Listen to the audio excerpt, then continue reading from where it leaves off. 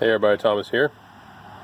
And if you see, this is the 24 valve 5.9 Cummins turbo diesel engine.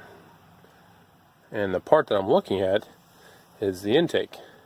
This is the actual manifold portion that goes in right into the heater grid portion before it goes actually into the heads itself.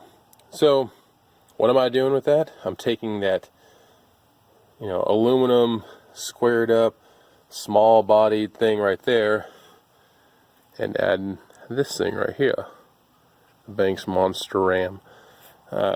This intake, essentially where it goes into the head and everything, the manifold will add a little bit better flow, doesn't constrict as much, a little bit better flow into there.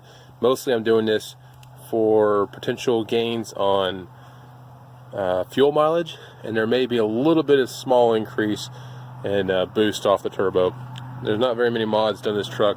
I do have a new intake on my truck that I installed a while back, but this one I'm actually going to show portions of this. I'm not going to go through step by step and you watch me work, but I'll talk about what I did. So the first few steps, you've got to remove this clamp down here. You see the clamp with the sorry, the sun's not the best. Down here there's a clamp. There we go. So I'm removing this. This is a 11 millimeter, and then on top here you've got where your dipstick is. You'll remove this and set it off the side, and then you're going to start taking your bolts off here. They go down to your heater grid, and then go from there. So looking forward to it. I think this is going to be fun, and I'm looking forward to kind of what gains we'll get. So this will be a multi-part video I'm going to put together, but here we go. Alright, so the old intake manifold piece that comes off of the intercooler, as you can see, it's quite a bit smaller. The heater core, again, I live down in here in southern Mississippi. There's a lot of people who take this out, but in actuality, I say heater core, excuse me, heater grid. It doesn't really seem like it restricts very much. Yes, there is some restriction there because you have plates in there, but this is the part that heats up. Since it Cummins does not have glow plugs, it has this heater grid. So I don't really see the point in keeping this or taking this out. Yeah, we are into winter time now, so I want to go ahead and keep that in there because I don't run a block heater. So when you take the two intakes, the Banks versus the stock, you'll see on the stock one up here on top, you have like this lip that's rolled on the inside, so you're losing some of that area. On the Banks, it's not there. It's completely wide open. On the, I guess the inlet side, there's a definite difference in size there. On the Banks one here, I don't know if this happened in shipping or whatnot, there is a slight deformation of the tube, but it won't really be an issue. I'll have a gasket on there. It's just kind of like an eyesore. I'm not going to attempt to try to bend this out since it's aluminum. But yeah, oh well. I'm not too overly concerned about it. It will be fine. So there's the two. What I've done right now is I've cleaned up the old gasket material around the I still got a little more on there, but not too bad. But where the actual old intake was, I'll be putting a new one on there. Got my shop vac, make sure that I can keep it as clean as possible. I don't want any dirt and debris to get down into essentially the intake on a diesel or any vehicle. And then I'll be replacing this collar here soon, so here we go, next step. Okay, so we're here on a step right now where it says to put the M8 ends into the engine intake. So on these studs here, you have a thread that's a little more fine and it's longer. On the bottom of these, you have a short thread. The short thread is what matches up with the thread of the bolts that came out of the intake manifold. So make sure you put the shorter end, the thread with the larger gaps, into the actual block of the engine. And again, you have two lengths here, a short set and a long set. If you look at the actual manifold here, you see you have some here that are longer and some that are shorter. So of course the shorter ones are going to be closer to the valve cover of the engine, the longer ones further away.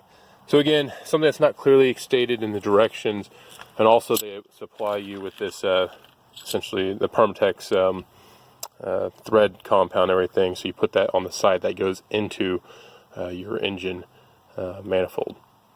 So there we go, moving on. Okay, rookie mistake here. When I tell you to cover it up, cover it up. I dropped one of the nuts in there and I had to take apart everything to get it out. I was on the last bolt. That really sucked. So when I tell you to cover up the intake, cover up the intake. There we go. Okay, so we've got the monster ram on there onto the heater grid. You had to add this extra ground cable that was not there. The hardest part been thus far is actually moving some of these wiring harnesses around. They wanted me to run some kind of wire holder from here, from the valve cover to here. I didn't really see the point of that, so I just, but they want this wire for some reason to go under this pipe based on the drawing. I don't really know why. I don't see it coming in contact with anything. So yeah, whatever. Didn't have to touch this one, but these wires right here, they wanted you to disconnect these wires and move them under the power for your heater grid. I don't understand why they asked you to move two things when you can move one if you just disconnect the power grid, which you already had disconnected, and just, you know, run it on the outside there. So little weird things on the instructions, but overall it's been a decently good install. Trying to figure out now how to actually I'll be getting this off and putting the new sleeve, gasket, whatever we're going to call it, both onto here and then onto the exit side of the intercooler. But it's coming together, hopefully within the next 20 minutes. It really, so they say 2.5 hour install time.